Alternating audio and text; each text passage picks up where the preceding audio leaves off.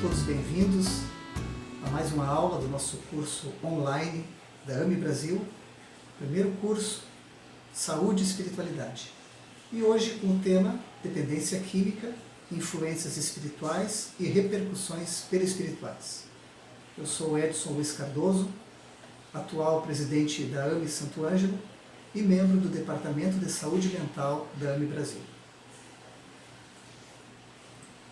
Nós vamos começar então conceituando influência, que é uma palavra que vem do latim e significa ação de uma pessoa ou de uma coisa sobre outra. Quer dizer também uma ascendência, uma autoridade, um poder. Tiramos isso do grande dicionário Larousse Cultural. Como espiritual, no mesmo dicionário nós temos que é da natureza do espírito, espírito do latim spiritus, princípio material, alma, parte incorpórea do ser humano, em oposição ao corpo, à matéria. Ainda ser imaginário, assombração, fantasma, ser imaterial como os duendes, os gênios, os gnomos, etc. E nós já vamos direto então à nossa doutrina espírita, lá no Livro dos Médiuns, capítulo 1, item 1, onde Kardec pergunta: há espíritos? E os espíritos respondem: a dúvida no que concerne à existência do espírito tem como causa primária a ignorância acerca da verdadeira natureza deles.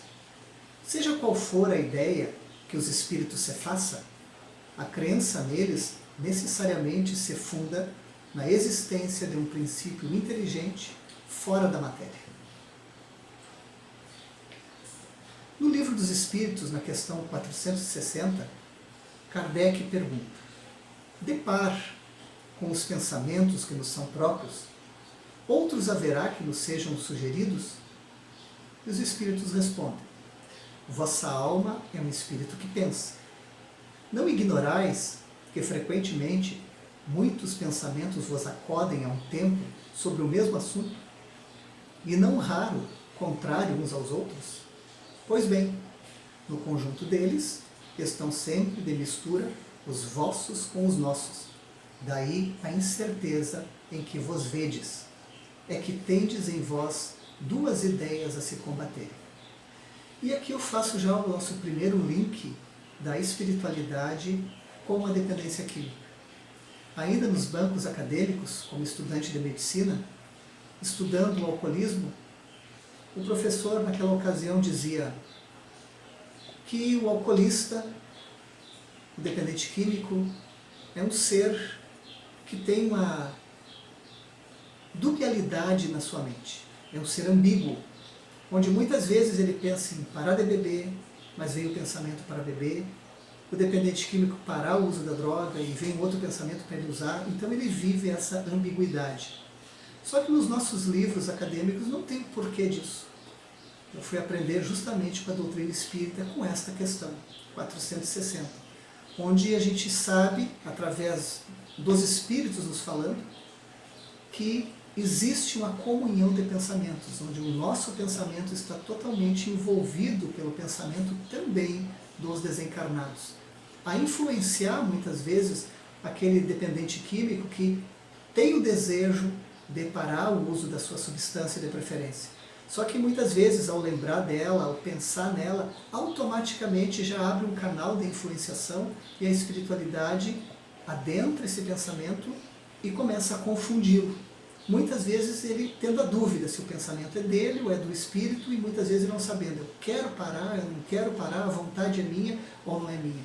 Então ali existe essa comunhão de pensamentos. Na questão 484, Kardec pergunta: os espíritos se afeiçoam de preferência a certas pessoas? E os espíritos respondem: os bons espíritos simpatizam com os homens de bem, ou suscetíveis de se melhorarem, os espíritos inferiores com os homens viciosos, ou que podem tornar-se tais, daí suas afeições como de conformidade dos sentimentos.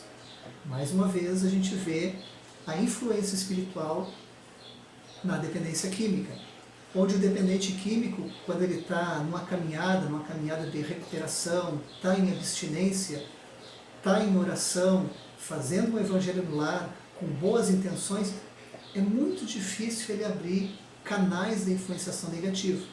E pode muito melhor ser influenciado por aquele canal que ele abriu.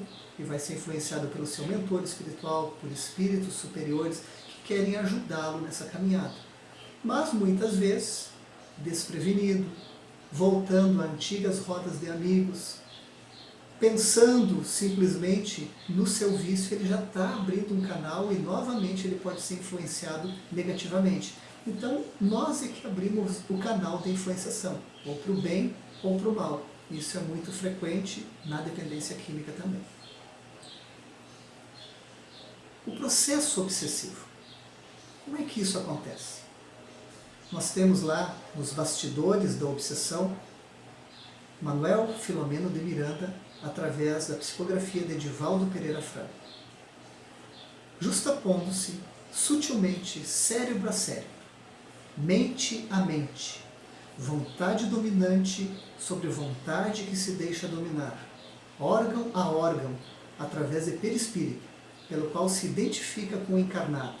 A cada sessão feita pelo hospedeiro, mais coercitiva se faz a presença do hóspede, que se torna parasita insidioso. E na dependência química as coisas vêm acontecendo aos poucos. Começa na experimentação do álcool. As primeiras vezes que tu vem usando, então algum espírito que desencarnou e que fazia o uso da mesma substância, ele vem se afeiçoando aos poucos. E aos poucos as ligações vão ficando maiores entre o encarnado e o desencarnado. E esse processo vai ficando cada vez mais ligado um ao outro. Uma mente se justapondo à outra. Qual é o modo de ação do obsessor?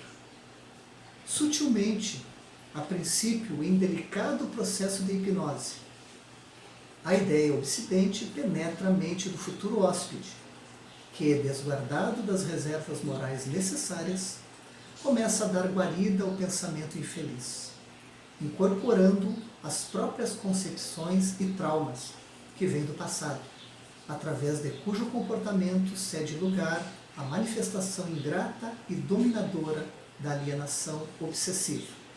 Também, Manuel Filomeno de Miranda, Sementes de Vida Eterna, Edivaldo Pereira Franco, no capítulo 30. Então é uma ação que ela vem ocorrendo aos poucos. Mas, devido a estar todo dia ali ligado, o obsessor com o encarnado, ele vai conhecendo hábitos, atitudes, pensamentos, aquilo que afeta, aquilo que não afeta. Então, é como se ele fosse pegando o ponto mais frágil, o ponto mais fraco daquela pessoa que ele quer obsediar. E vai conhecendo essa pessoa que ele está dominando para ficar cada vez mais fácil ele agir, causando algum tipo de ansiedade, algum tipo de frustração, tristeza e aumentando a busca do seu hospedeiro. Nós temos uma graduação das obsessões. Existem as obsessões simples ou influenciação, existe a fascinação e a possessão ou subjugação. A simples ou influenciação é aquela onde vem apenas uma sugestão, onde o obsessor vai dirigindo ideias, pensamentos para que o encarnado, por exemplo, faça a ingesta de uma bebida alcoólica. Ele simplesmente sugere.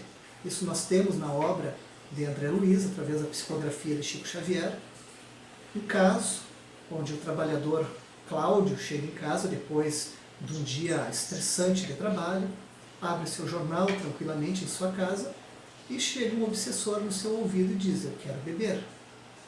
Cláudio fica em dúvida se aquele pensamento é dele ou não é. Imagina que ele está com vontade de beber e simplesmente serve uma dose de uísque e bebe. Naquele momento que ele começa a beber, existe uma grande ligação perispiritual, onde o obsessor acaba absorvendo aquilo que Cláudio está bebendo. Que a gente fica até em dúvida quem é que é o copo. se é o copo que Cláudio serviu ou se Cláudio é o copo para o obsessor. E ambos se sentem satisfeitos. Porém, Cláudio volta a ler seu jornal e tinha um segundo obsessor que vê aquela cena, chega em Cláudio e diz: eu quero beber. E Cláudio, novamente, pensando que o pensamento é dele, é próprio, serve uma outra dose de uísque, bebe e novamente acontece aquela grande ligação e aquele segundo obsessor acaba bebendo também através de Cláudio. Então essa é uma influenciação simples. Mais adiante nós vamos ter uma fascinação, onde já existe uma ligação maior, já existe um domínio maior sobre as ações do seu hóspede. E nós vamos ao terceiro tipo de obsessão, que é a possessão ou subjugação. Eu vou usar a própria dependência química para deixar mais claro essas diferenças. Numa obsessão do tipo simples, seriam aquelas pessoas que têm um uso do álcool, por exemplo, de fim de semana, habitual, quando chega em casa não tem um grande uso, mas já está fazendo as suas experimentações. E o espírito simplesmente o incentiva a beber e ele vai e bebe. Com a progressão do uso do álcool ou das drogas, o ser humano encarnado ele começa a buscar o álcool ou a droga ilícita de uma forma mais frequente.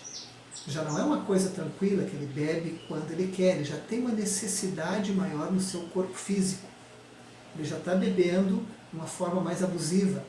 E, consequentemente, ele já está mais intoxicado pela substância química. E o obsessor está mais ligado a ele, e por ele estar já intoxicado, e nós vamos ver mais adiante como é que isso acontece a nível cerebral, como é que uma pessoa fica mais desguarnecida dos seus limites, do seu controle mental, os espíritos já têm um domínio maior sobre o encarnado, e já fazem dele o que querem. Pior que isso, só a subjugação, onde a pessoa já não está no uso abusivo, e sim numa dependência grande de uma substância, álcool em demasia, o próprio crack, que tem um poder de viciação muito grande, onde ele está totalmente dominado pela substância e totalmente dominado pelos obsessores, a ponto de não ter mais o seu livre-arbítrio, a ponto de roubar dentro de casa. Se tiver que roubar pai, roubar mãe, ele vai roubar. Então ele já não consegue mais ter um controle do seu domínio. Então essa é uma subjugação, que muitas vezes a gente, o médico não espírita, as pessoas não espíritas, acham que esse domínio é simplesmente pela substância. Mas existe o domínio da substância e a subjugação espiritual. Voltamos ao Livro dos Espíritos, na questão 467, onde Kardec questiona: pode o homem eximir-se da influência dos espíritos que procuram arrastá-lo ao mal? E os espíritos respondem: pode, visto que tais espíritos só se apegam aos que pelos seus desejos os chamam, ou aos que pelos seus pensamentos os atraem. Só que na questão da dependência química, isso é bastante grave, porque como nós vimos nas graduações das obsessões, no princípio, na influenciação simples, na fascinação, a pessoa ainda tem uma chance de conseguir sair mais facilmente desse mal que ele está sendo arrastado por uma influência espiritual. Mas é muito complicado quando tem um uso crônico de drogas, o álcool usado em grande quantidade por anos, ou o próprio crack com seu alto poder de influenciação. Então, quando a pessoa está subjugada, é bem complicado ela conseguir sair dessa influência. Renunciam às suas tentativas os espíritos cuja influência a vontade do homem repele? Também no Livro dos Espíritos, questão 468. E os espíritos respondem a Kardec: que querias que fizessem? Quando nada conseguem, abandonam o campo. Entretanto, ficam à espreita de um momento propício, como o gato que tocaia o rato. Então, digamos assim, a pessoa está querendo abandonar o vício, ela se deu conta do fundo de poço que está, ela busca auxílio, começa a frequentar um consultório psiquiátrico, está recebendo tratamento, começa a frequentar o consultório do psicólogo, está frequentando um grupo de autoajuda, a família está se tratando, ele está numa certa caminhada de busca. Fazendo o evangelho, frequentando a sua espiritualidade, pelo menos uma vez por semana, é muito difícil ele ser influenciado negativamente. Não que os espíritos obsessores não estejam ali à volta, porque várias vezes ele já tentou sair do seu vício, mas recaía novamente. Então eles ficam ali tocaiando, esperando o momento certo para atacar de novo. Mas o tempo vai passando. Se passa 1, 2, 3, 6 meses, o desencarnado, viciado, ele não vai ter essa persistência para permanecer influenciando esse antigo hospedeiro. Então ele vai ir para um outro, vai tentar, por quê? Porque tem várias pessoas, infelizmente inconscientes, desavisadas no nosso mundo, para eles influenciarem e se apegarem. É que era um antigo amigo, mas como esse amigo abandonou esse hábito e está persistindo, eles acabam abandonando. Mas em algum momento, se começa a frequentar as mesmas rodas, começa a trazer o mesmo pensamento, vira o pensamento da droga, de novo, desejo, a vontade, eles começam a lembrar, olha, nosso amigo está voltando, está abrindo um canal para nós e nós vamos chegar nele novamente. Então a coisa funciona mais ou menos dessa forma. Agora nós vamos falar um pouco das repercussões sobre o perispírito. Nós vamos usar o livro Da Alma ao Corpo Físico, do Dr. Décio Iandoli Júnior, para nos auxiliar nessa questão perispiritual.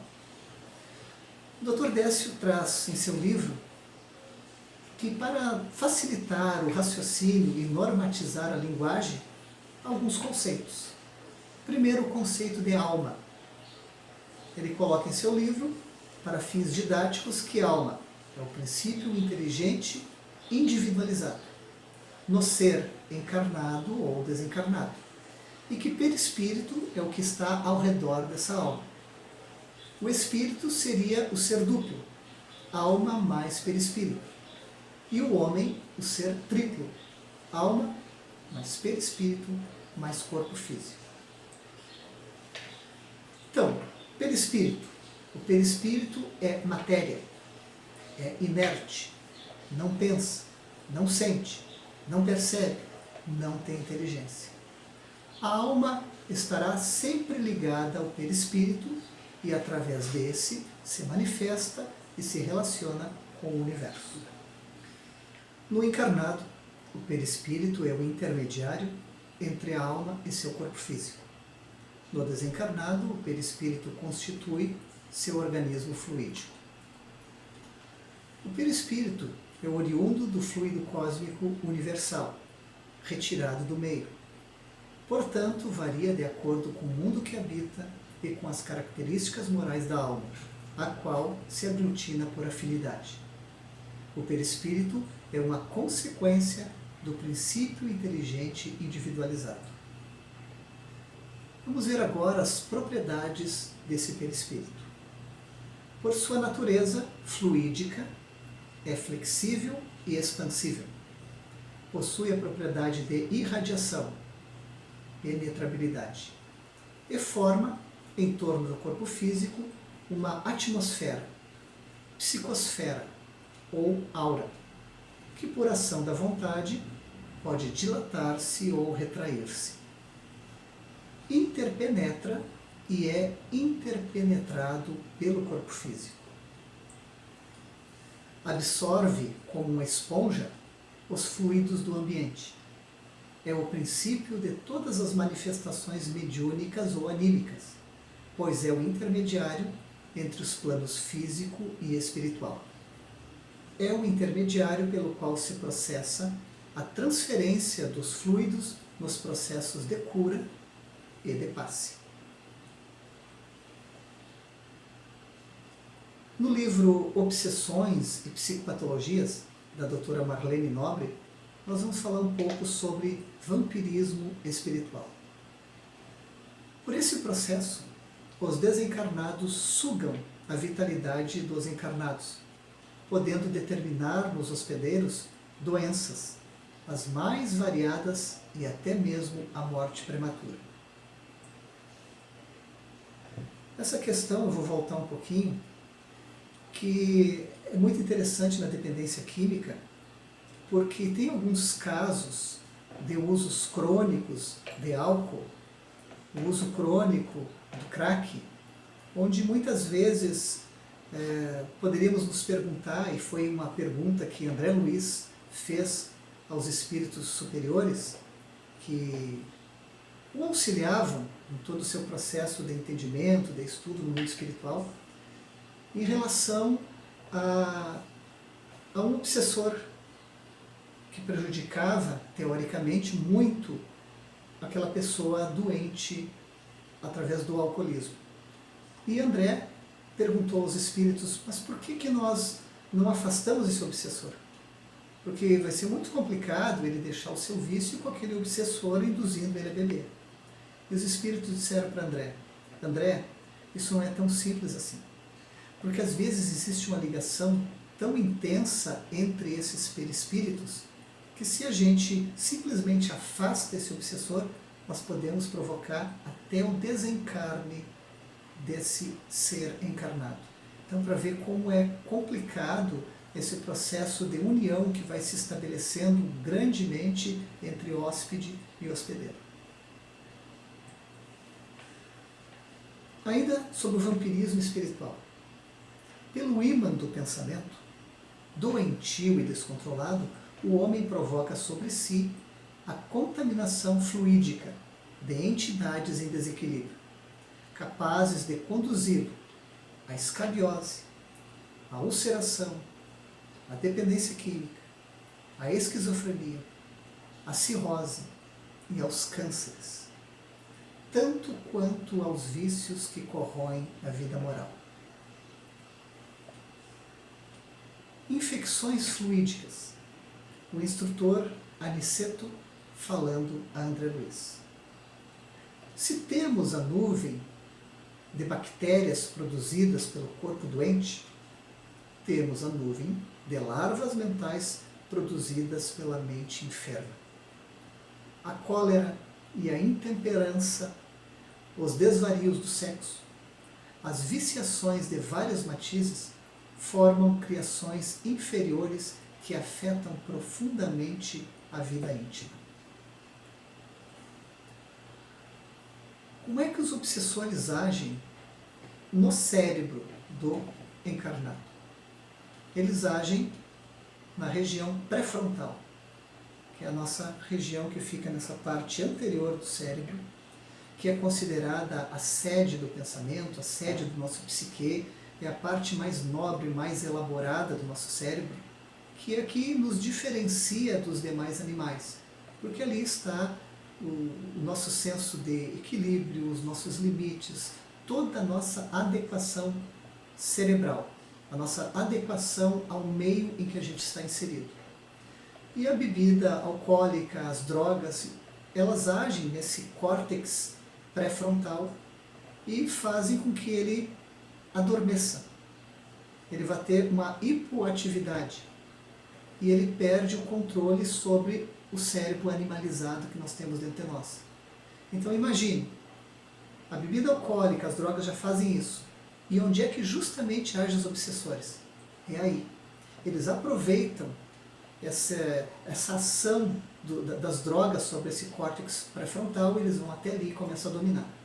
Então eles vão controlando o centro coronário e através desse influenciam o sistema simpático e parasimpático. Esse sistema simpático e parasimpático é um sistema nervoso autônomo, que nós chamamos. E esse sistema nervoso é que coordena, por exemplo, o nosso coração. A gente não precisa mandar o nosso coração bater, ele está batendo uma frequência de entre 60 e 100 vezes por minuto. E a gente não precisa mandar. O nosso estômago, após nós nos alimentarmos, ele lança os seus ácidos para começar a digestão e não precisa a gente mandar. Então o fígado, vesícula, intestino, todos os nossos órgãos, eles respeitam as ações do sistema nervoso autônomo. E é justamente aí também que os obsessores vão atuando e dominando.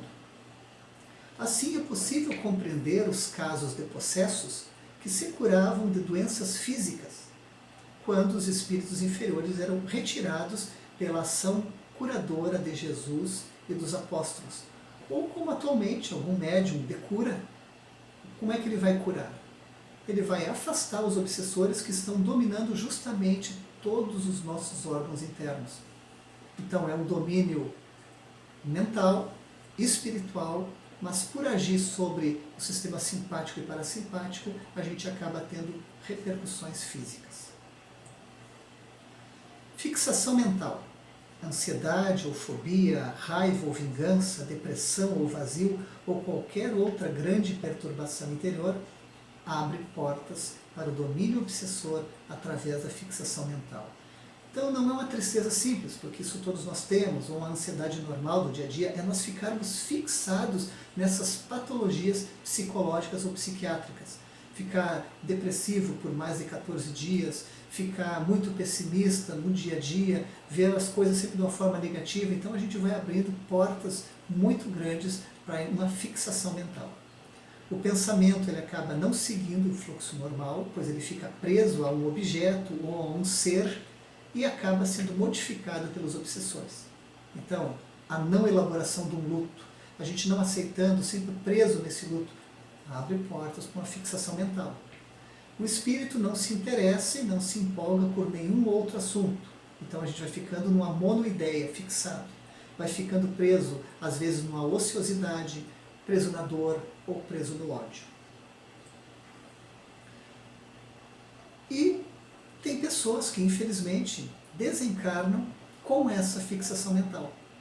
Quer dizer, não conseguem sair, fracassam nessa tentativa de sair dessa fixação mental. E o que acontece no mundo espiritual?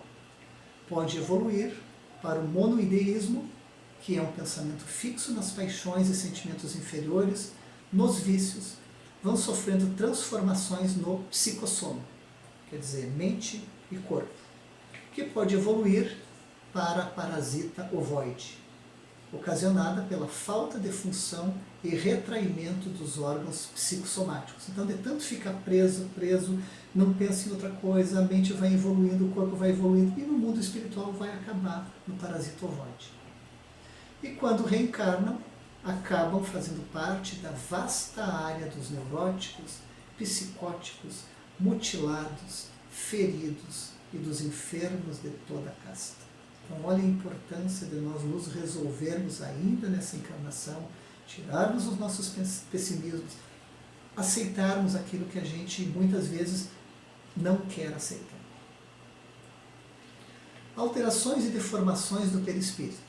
No livro Libertação, de André Luiz, nas regiões muito inferiores, o perispírito dos habitantes é opaco, como o nosso corpo físico. Pode ter perdido a forma humana, podendo apresentar-se como um animal. Mais comum é a licantropia, tendo como exemplo o caso da mulher que matou os 4 filhos, mandou matar o marido e depois entregou-se aos prazeres do álcool. E essa mulher conta no livro de André Luiz que ela foi a julgamento. E o juiz, vendo todos os fatos, ouvindo testemunhas, enfim, ele usou um termo para ela que ela parecia uma loba, devido a tudo que ela fez, a atitude que ela tomou. Quando essa mulher desencarnou, o seu sentimento de culpa, a sua mente, a sua consciência culpada, começou a importuná-la de tal forma que ela foi tendo uma transformação no seu corpo físico, porque não saía da cabeça dela as palavras do juiz. Você é uma loba. E ela acabou se transformando numa loba. Então era o que tínhamos para a nossa aula de hoje. Espero que vocês tenham apreciado a mais uma aula que nós trazemos desse nosso projeto EAD, do nosso primeiro curso de Saúde e Espiritualidade da AME Brasil. Um abraço a todos e bons estudos a vocês.